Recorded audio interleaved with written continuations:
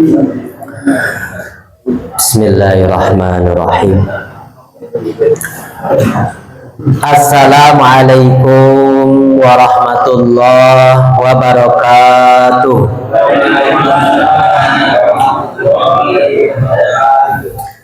Alhamdulillahilladzi hadana li hadza wa ma kunna linahtadiya laula an hadanallah. Asyhadu an la ilaha illallah wahdahu la syarikalah wa asyhadu anna Muhammadan abduhu wa rasuluhu la nabiyya ba'da. Allahumma salli wa sallim wa barik ala Muhammad wa ala alihi wa ashabihi ajma'in, amma ba'du. Hadirin wal hadirat, bapak-bapak, ibu-ibu jamaah Masjid Al-Kautsar, puja dan puji syukur kembali kita panjatkan kehadirat Allah Subhanahu wa taala, karena pada hari ini sampai malam hari ini kita masih diberikan kesehatan oleh Allah Subhanahu wa taala sehingga kita mampu hadir dari rumah ke masjid ini. Pertama dalam rangka sholat maghrib berjamaah, dan insya Allah pada sholat maghrib ini kita lanjutkan kembali dengan salah satu kewajiban kita sebagai seorang muslim muslimah, yakni thalabul ilmi. Bapak Ibu yang dimuliakan oleh Allah Subhanahu wa taala, kajian kita masih di surat Al-Baqarah. Ayatnya pada malam hari ini adalah ayat 134. Quran surat Al-Baqarah ayat 134.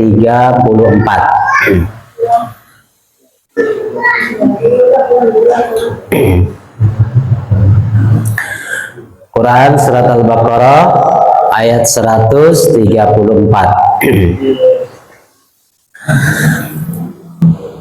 A'udzu billahi minasy syaithanir rajim. Bismillahirrahmanirrahim.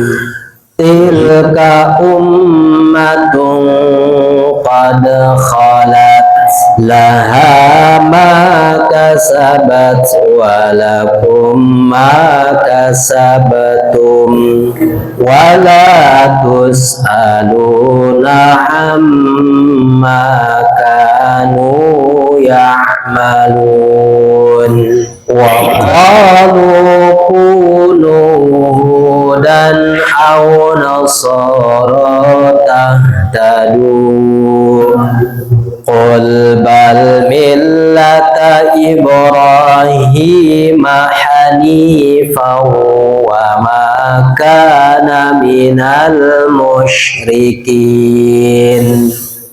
Qulu amanna billahi wa ma unzila ilaina wa ma unzila ila Ibrahim wa ma unzila ila Ibrahim wa Ismail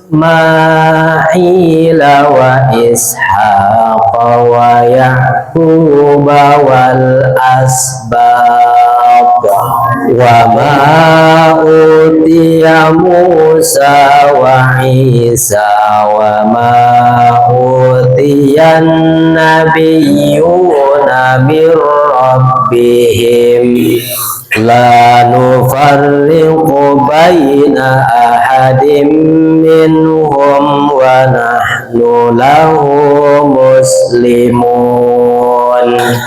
Fa in amanu bimisli ma amantum bihi faqad ihtadaw wa in tawallaw fa innama hum fi shiqaq. fasayakfikahumullahu wa huwas samiul alim. Sadaqallahul azim. Baik Bapak Ibu, malam ini alhamdulillah kita menambah tadarusnya 4 ayat. Pada pertemuan yang lalu kita sudah membahas tentang wasiat-wasiat yang disampaikan oleh Nabi Ibrahim juga Nabi Yakub alaihi salam kepada putra-putranya. Apa saja wasiat-wasiat itu? Tentu wasiat yang paling dominan yang disampaikan oleh Nabi Ibrahim dan juga Nabi Yakub alaihi salam ini adalah wasiat tentang akidah, tentang ketauhidan. Nabi Ibrahim alaihi salam berwasiat kepada anak-anaknya, ya baniya innallaha astafa lakumuddin. Wahai anak-anakku, sesungguhnya Allah memilih bagi kalian agama ini. Agama yang dimaksud adalah agama yang hanifah, agama yang lurus, agama yang murni, yang tidak tercampuri oleh kesyirikan di dalamnya. Agama apa itu? Terlihat dari ayat selanjutnya, fala tamutunna illa wa antum muslimun. Dan janganlah kalian, wahai anak-anakku, kalian mati kecuali dalam keadaan muslim. Jadi sudah jelas Bapak Ibu bahwa semua agama para nabi dan rasul adalah Islam. Karena wa ana minal muslimin, kami ini adalah orang-orang Islam. Kemudian Allah Subhanahu wa taala juga membantah pernyataan daripada orang-orang Yahudi bahwasanya kakek moyang mereka atau bapak-bapak mereka itu telah berwasiat, janganlah kalian sekali-kali mati kecuali dalam keadaan Yahudi. Itulah yang disampaikan oleh kaum Yahudi di hadapan Nabi Shallallahu Alaihi Wasallam. Maka Allah Subhanahu Wa Taala menurunkan ayat, Am kuntum syuhada'a idh hadara Yaqubal maut. Apakah kalian itu hadir, kata Allah, hai orang-orang yang mengaku bahwa wasiat daripada Yakub itu tidak boleh kita mengambil agama kecuali Yahudi.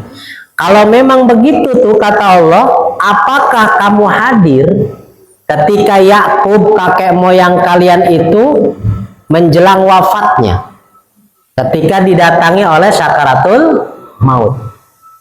Karena apa kata Allah? Ingatlah bahwa wasiat daripada Yakub kepada anak cucunya, apa yang disampaikan? Idz qala li banihi ma ta'buduna mim ba'di. Yakub itu Bapak Ibu ketika hendak datang ajalnya, maka dikumpulkan anak-anaknya itu, kemudian ditanya, apa yang akan kamu sembah setelah peninggalanku? Coba, Nabi Yakub itu ketika hendak meninggal, dia itu nanya anak-anaknya, apa yang akan kamu sembah ketika orang tuanya wafat. Maka kalau mereka orang-orang yang hadir ketika Nabi Yakub itu hendak sakaratul maut itu, na'budu ilahaka wa ilaha abaika Ibrahim wa Ismail wa Ishaq ilahan wahida. Itu jawabannya anak cucu ya Yakub.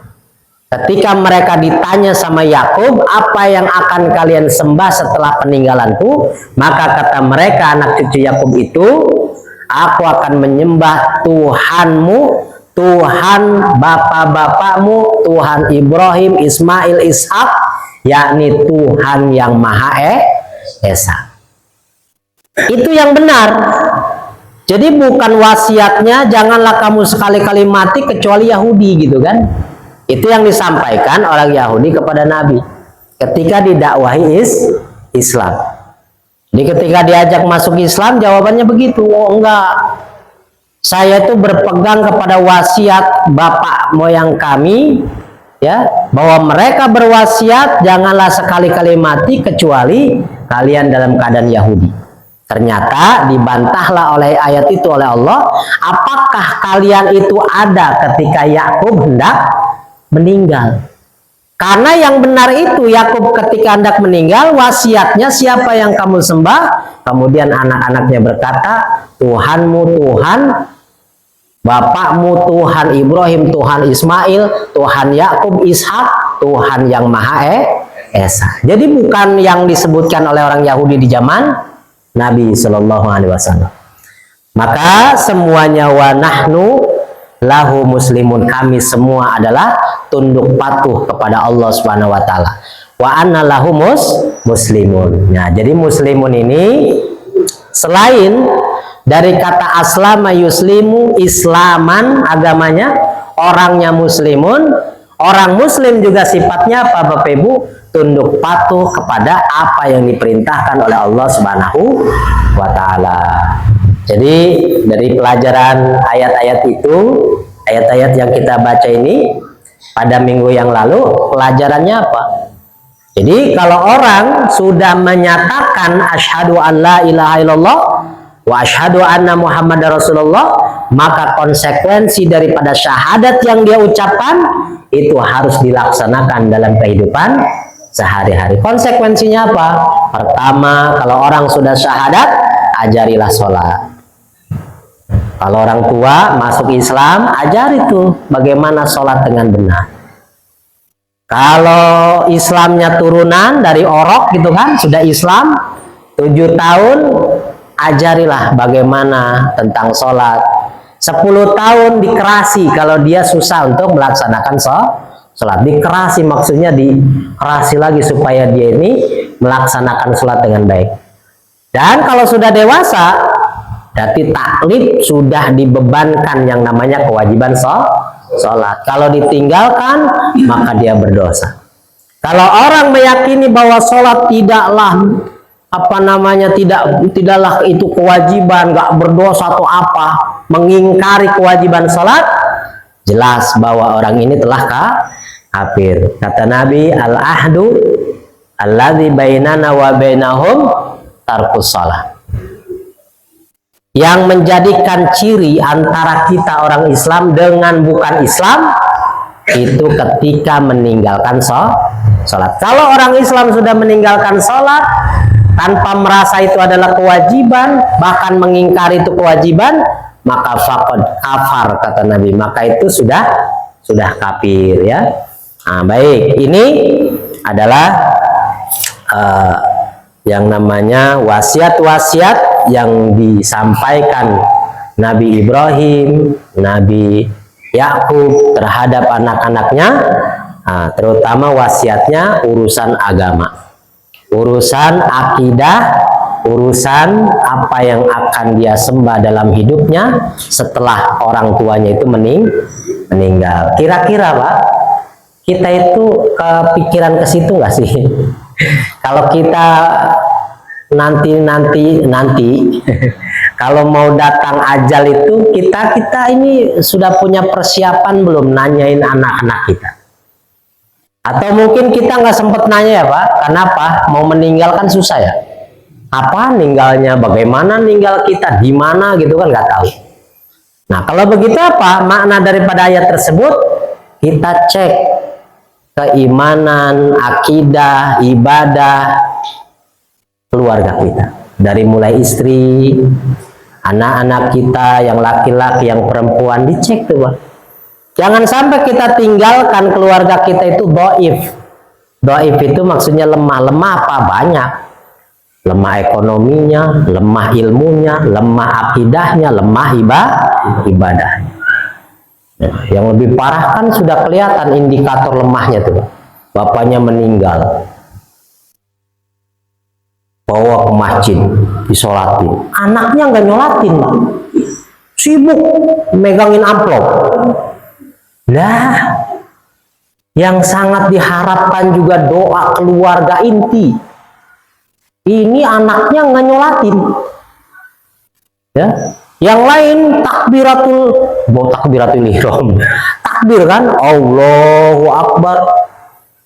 Kita bacakan Al-Fatihah. Alhamdulillahirabbil. Kita khusyuk doain si mayit.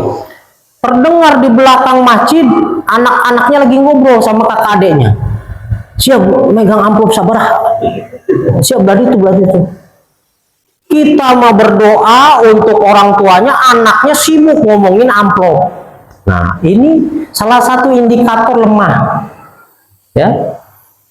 Bagaimana? Tentu Bapak Ibu akan merasa bangga ketika mayat kita ini, jenazah kita dibawa ke depan masjid, anaknya yang di depan. Biar saya yang menyolatkan, yang lain ngikut di belakang.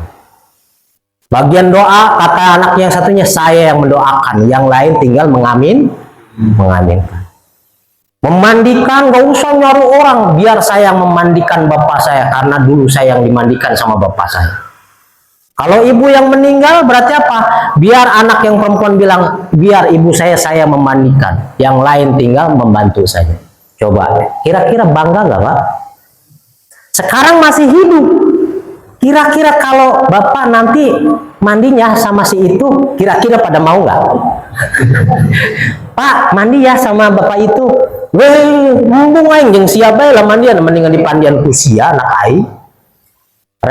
Rek jore rek naon awak aing nu ditempo eta ku anakna sorang.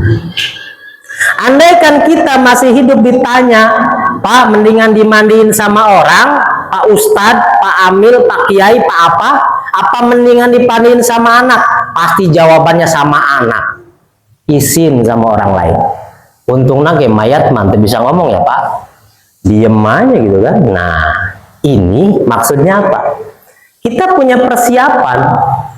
Kalau saya meninggal, saya punya anak berapa, laki-laki berapa, kasih tahu, ajarkan nak, kalau bapak meninggal, kamu yang memandikan, kamu yang mengurusi jenazah bapakmu ini. Mandikan, mengkafani, ya, itu lebih bagus daripada kita berikan ke orang lain. Kecuali memang keluarganya tidak mampu. Dan tidak mampu itu ilat Pak, masalah, penyakit. Kalau kita tahu bahwa ilat-ilat kita ini, penyakit-penyakit kita ini banyak yang tidak mampu, memandikan mayit tidak mampu, menyolatkan mayit tidak mampu, mengajarkan tentang akidah yang baik kepada keluarga tidak mampu, itu tuh penyakit. Maka penyakit itu harus diobati. Diobatinya apa? Taklim, belajar. Pak, saya belajar tentang bab jenaiz. Kenapa? Biar keluarga saya ada yang meninggal, saya yang memandikan. Biar saya bisa mengajarkan kepada anak-anak ketika saya meninggal, anak saya memandikan. Itu luar biasa. Kira-kira nih, Bapak ini punya persiapan nggak? Udah Pak, kain kapannya dapat dari Mekah. Wah itu lain. Itu satu ya. Suka ada ya Pak. Pulang dari haji, pulang dari umroh. Ini apa? Itu kain kapan. Sudah dicuci di air jam-jam buat saya meninggal. Itu salah satunya. Nah, tapi yang pasti ajarilah keluarga kita tentang agama ini, tentang ibadah, tentang fikih, tentang keagamaan. Karena apa?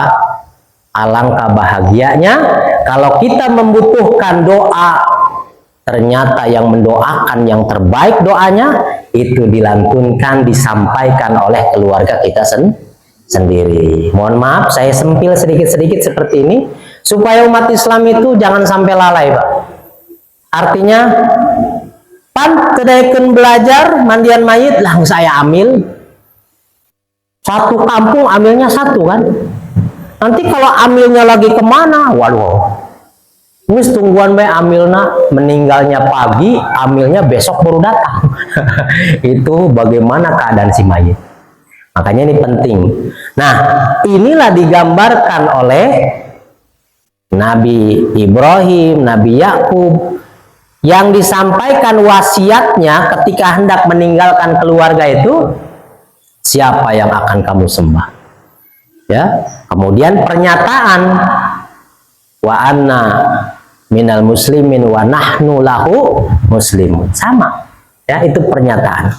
Nah baik, maka setelah itu kata Allah Subhanahu wa taala di ayat 134 yang kita baca pada malam hari ini, tilka ummatun qad khalat, yang itu adalah umat-umat terdahulu.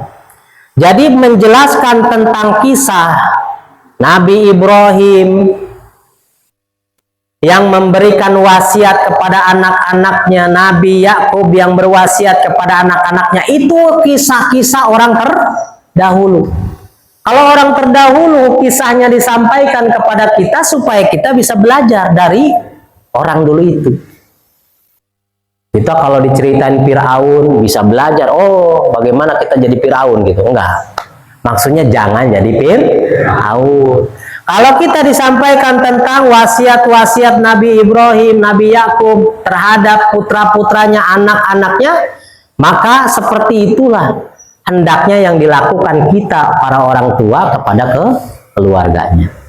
Kata Allah, itu tuh kisah tentang orang-orang terdahulu yang bisa dijadikan pelajaran hidup bagi orang-orang sekarang yang hidup.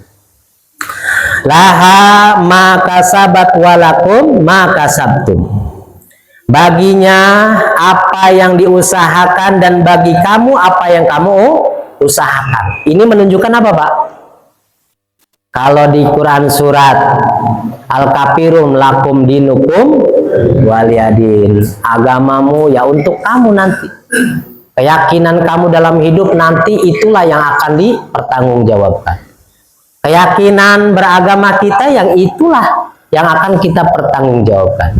Kalau bahasa di sini apa? Apa saja yang kamu lakukan untuk dirimu, untuk keluargamu, maka bagimu sendiri nanti konsekuensinya. Apa yang diusahakan oleh kalian untuk dirinya sendiri, untuk keluarganya, maka itu pun akan kembali kepada pelaku-pelakunya. Artinya apa, Pak? Setiap orang akan mendapatkan hasil usahanya sendiri. Maksudnya gimana? Yaitu tadi kembali kepada pribadi. Maka kalau kita lihat di Quran surat yang ke-59 ayat 18 itu jelas, itu sering disampaikan bahwasanya setiap diri itu wal tangzur nafsum ma qaddamat lighad. Setiap diri hendaknya melihat bekal-bekal apa, persiapan-persiapan apa yang sudah dilakukan untuk hari esoknya. Kalau kita nih Pak, kullu nafsin dha'iqatul maut. Kita semua hidup pasti tinggal matinya. Kita nih lagi hidup nih, berarti mendekati apa? Mati. Jangan salah Pak, kita kalau panjang umur itu bukan kita itu merasa, alhamdulillah panjang umur saya. Teman-teman saya udah mati semua gitu kan. Jangan bangga.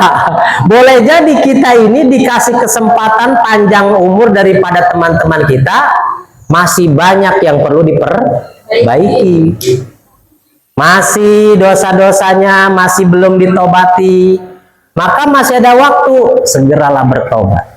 Wal tangzur nafsum ma qaddamat. Dilihat bekal apa yang sudah dipersiapkan. Kalau kita meninggalkan keluarga, keluarga sudah dibekali apa sama kita?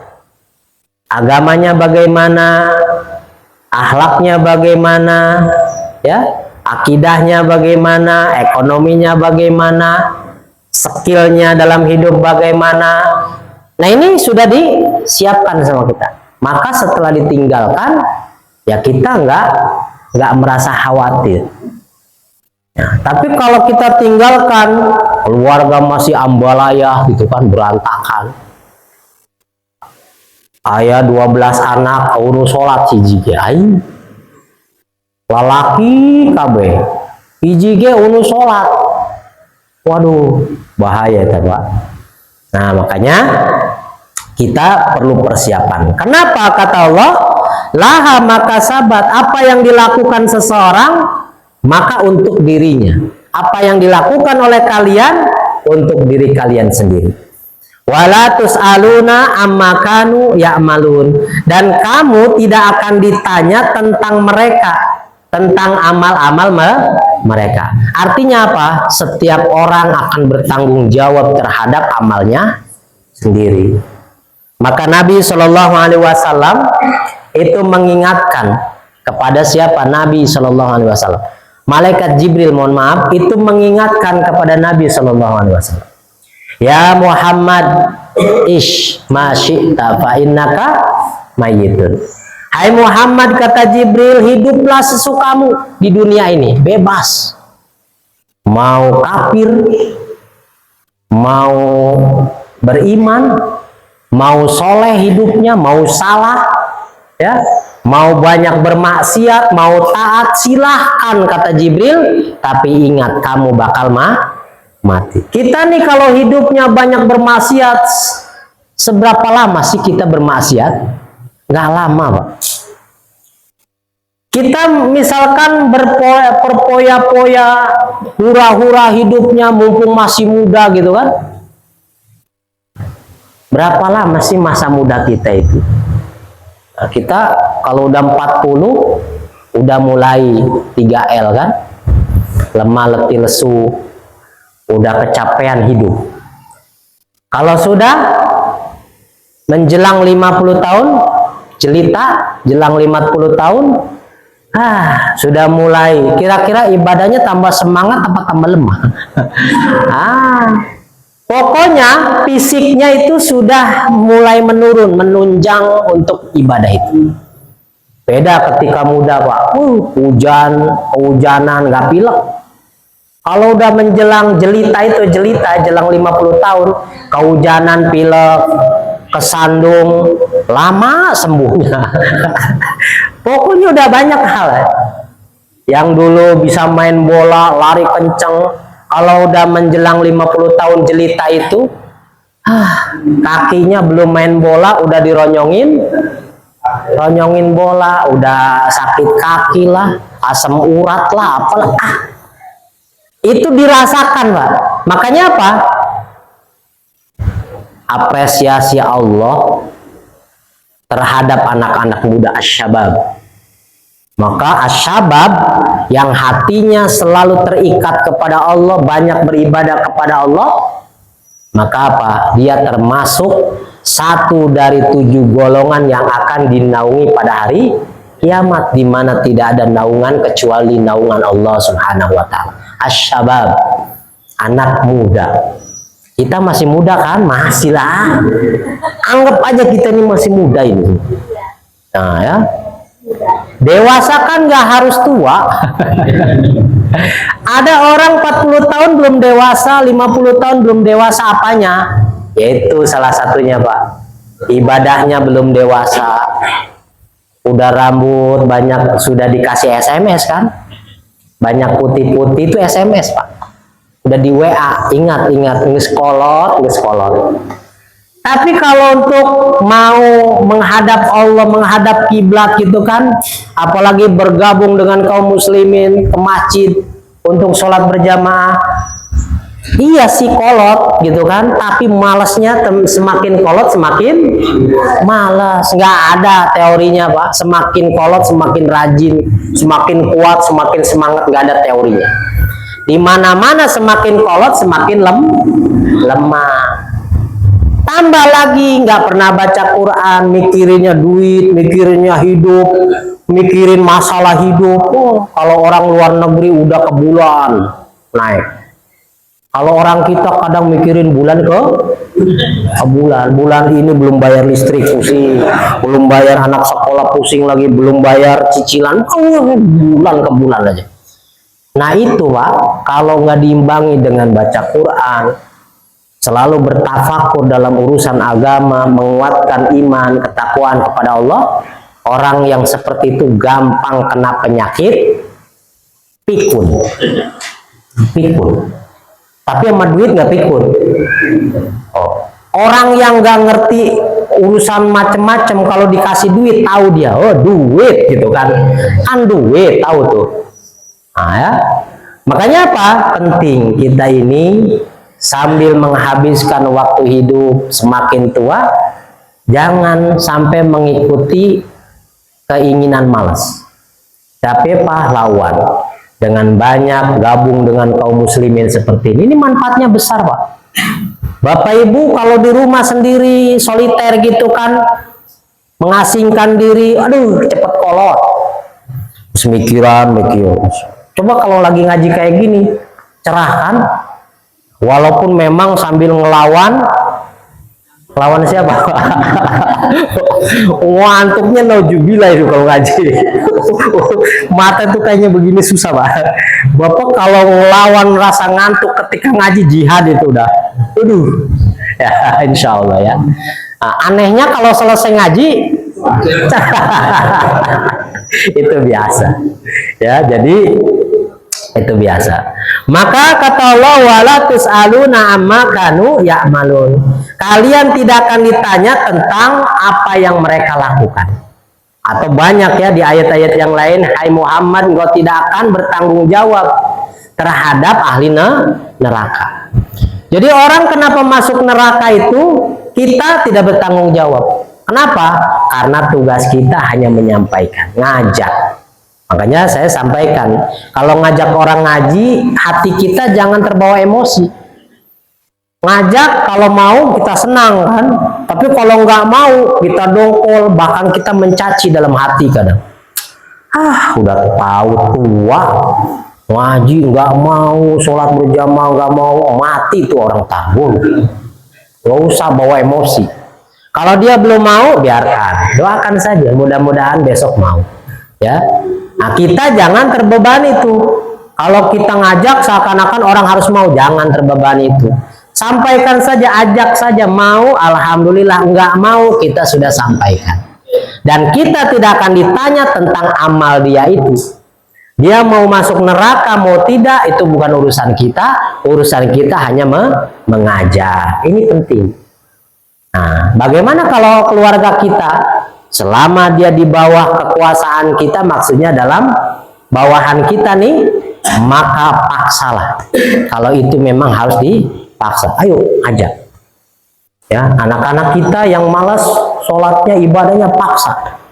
Kalau dia sukanya apa, main handphone, ambil handphonenya. Kalau kamu nggak mau sholat, handphonenya saya celumin nih. Celumin kemana, Pak? Atau saya sedekahkan kemana gitu? Ya, seperti itu. Nanti dia bisa tahu, oh tanggung jawabnya. Waktu sholat ke masjid, waktu belajar, waktu main handphone, ketika waktu luang silakan, tidak masalah. Nanti diarahkan, handphonenya banyak manfaatnya, ada Al-Qurannya, ada cari hadisnya. Bahkan kita sekarang nggak usah nyari buku-buku kalau belum punya uang.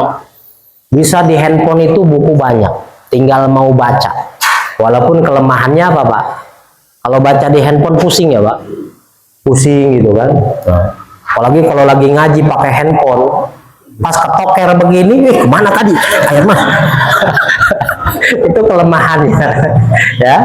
Tapi setidaknya kalau itu dimanfaatkan kebaikan-kebaikannya, handphone itu bisa bermanfaat. Ya, tapi handphone juga bisa kebanyakan masuk neraka karena handphone gitu ya. Baik.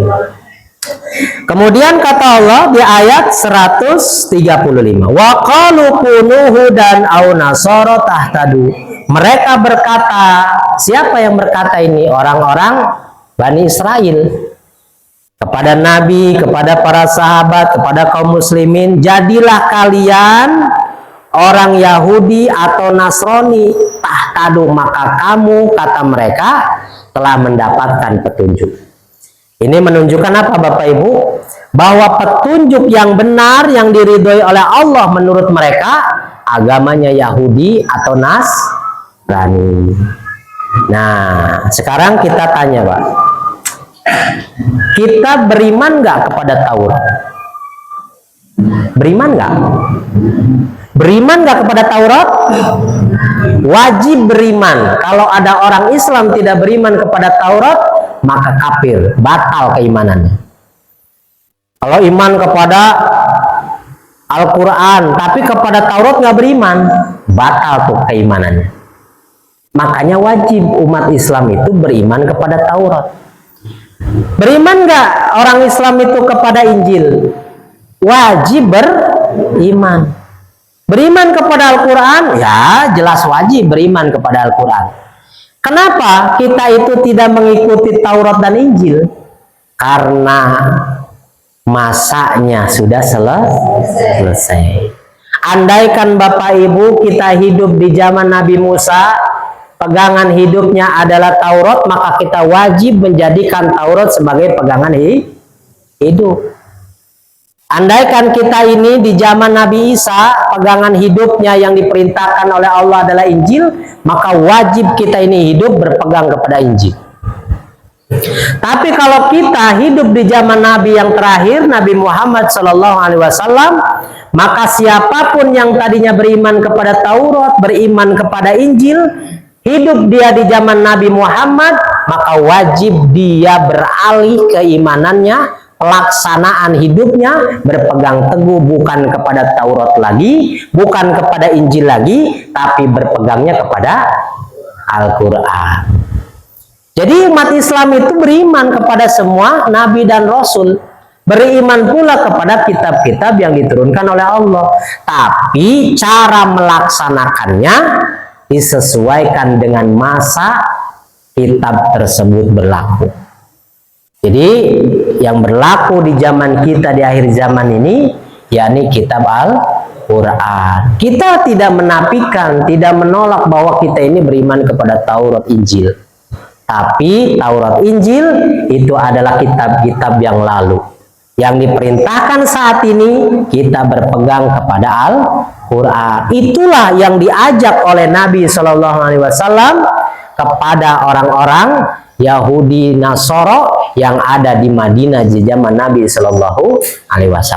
Maka jawaban mereka rata-rata justru bahwa kalau kalian berpegang teguh kepada Yahudi ataupun Nasrani, maka kamu mendapatkan petunjuk, kata mereka. Nah, jadi dibalik tuh ya, maka kata Allah, qul, perintahkan kepada Nabi Muhammad untuk menyampaikan kepada mereka.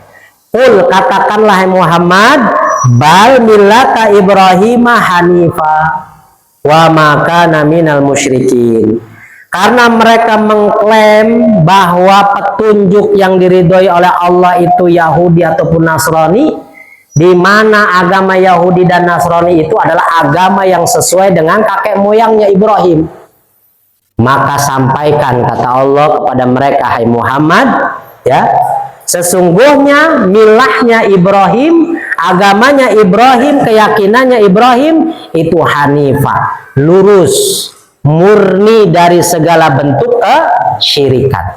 Wa makana minal musyrikin, dan Ibrahim bukanlah termasuk orang-orang yang menyekutukan Allah Subhanahu wa ta'ala. Nah, maksudnya gini, Pak.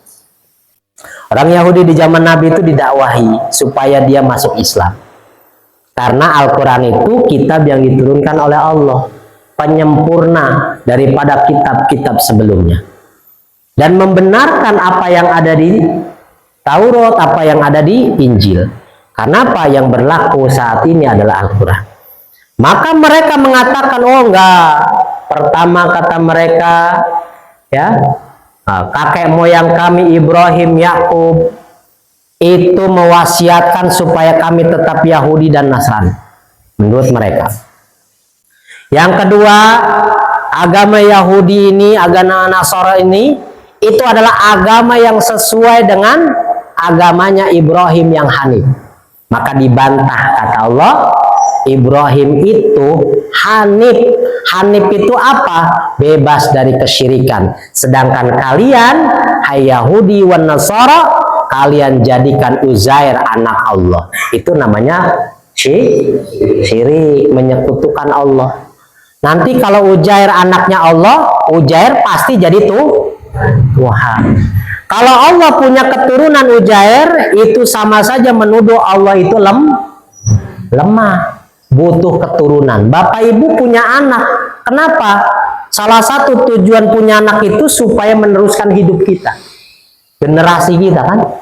Kita mati, ada anak-anak saya, terus generasi terus ke generasi.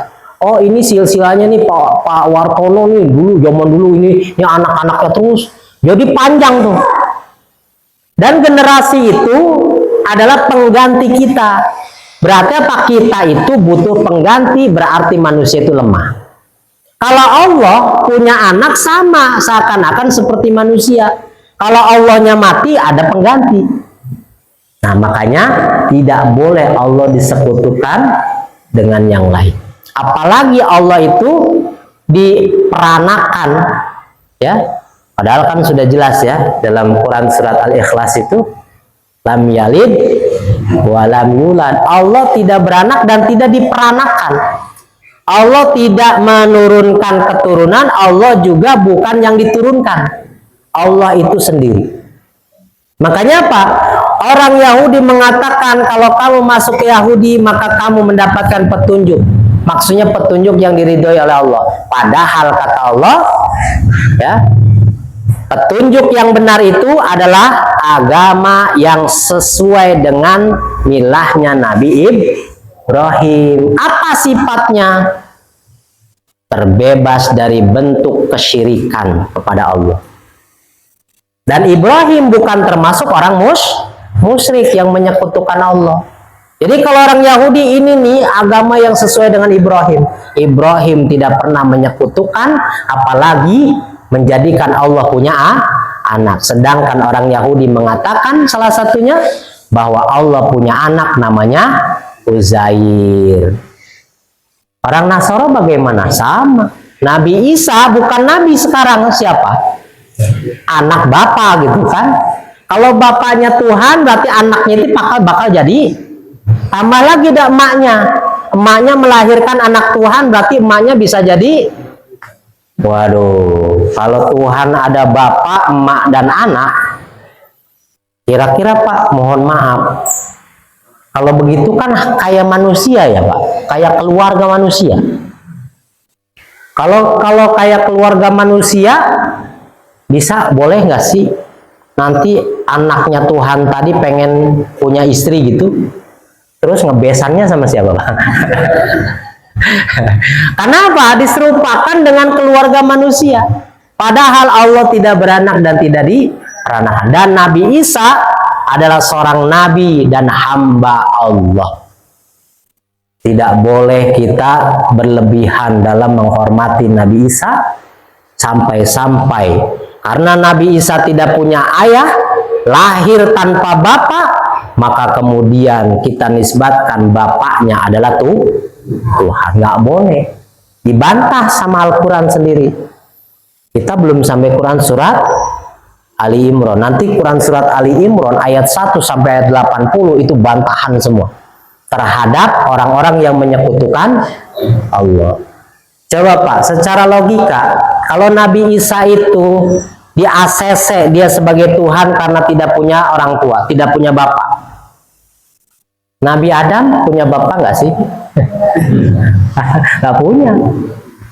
Bahkan hebatnya lagi Nabi Adam punya emak nggak? Nggak ada emak, nggak ada bapak. Kenapa Nabi Adam tidak dijadikan Tuhan? Nabi Isa saja yang nggak punya bapak yang dijadikan Tuhan. Maka bantahan itu nanti ada di Al-Quran. Ya. Jadi penciptaan Nabi Isa kata Allah sama seperti penciptaan Adam. Ya. Kalau Nabi Isa tidak punya bapak diciptakan oleh Allah, Nabi Adam bahkan tidak punya bapak, tidak punya. Itu menunjukkan apa? Tidak dibenarkan mereka itu dijadikan Tuhan oleh manusia. Itu banyak ya. Nah, tapi kan dakwah ini sampaikan saja. Jangan sampai kita juga larinya ke masalah apa? Ya, fisik ya. Melakukan kerusakan dan lain sebagainya. Nggak usah. Ini kan cuman pemikiran yang harus diluruskan. Maka kitanya ya sebagai seorang muslim harus selalu belajar tentang ya Al-Quran ini. Supaya apa? Kita sebagai seorang muslim enggak nggak sampai ngeblank. Kalau ngomongin akidah kita mantap, ngomongin ibadah kita mantap, ngomongin pemahaman tentang Al-Quran kita mantap. Tapi mantapnya kita itu tentu harus ada proses taklim seperti ini. Makanya taklim seperti ini, Pak, aki itu kayaknya berat kalau mau jalan itu. Kenapa? Ada ajazil. Tahu ajazil, Pak? Syaiton, moyangnya iblis. Nah, iblis itu namanya adalah ajazil. Bagus ya, Pak? Nah, tapi nanti besok-besok kalau punya anak jangan dikasih ajazil.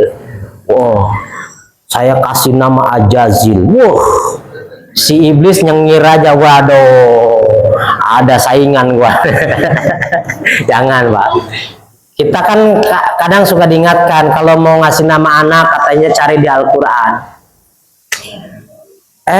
Karena kita baca Quran itu nggak pernah dibahas, ada nama di situ Fir'aun. Kayaknya bagus Fir'aun, terkenal deh. Kita ambil namanya Fir'aun, jangan ya.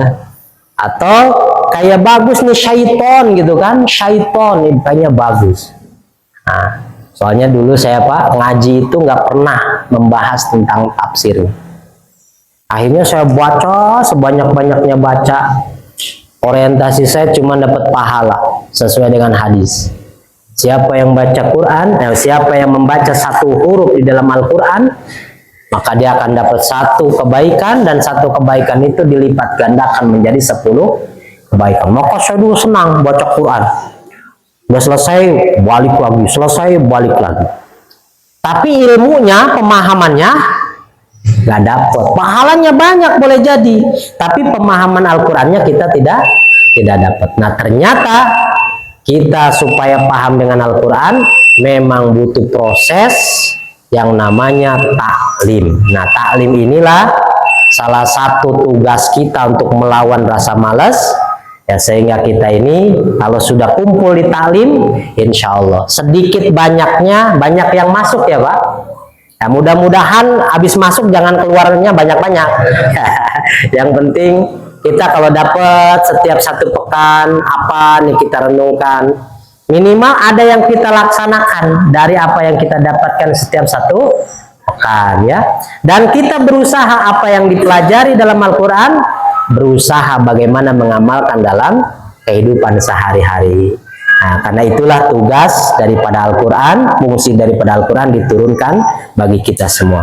Baik Bapak Ibu, mudah-mudahan apa yang kita pelajari ternyata malam hari ini hanya bisa membedah dua ayat saja. Tapi insya Allah walaupun 2 ayat, penjabarannya agak sedikit banyak ya. Mudah-mudahan bisa diterima, bisa dipahami, dan Allah memberikan taufik hidayahnya kepada kita sehingga kita mudah untuk memahami apa yang kita pelajari di malam hari ini. Mari Bapak Ibu kita tutup kajian ini dengan sama-sama membaca doa kafaratul majlis. Subhanakallahumma wa bihamdika asyhadu an la ilaha illa anta astaghfiruka wa atubu ilaik. Wassalamualaikum warahmatullahi wabarakatuh.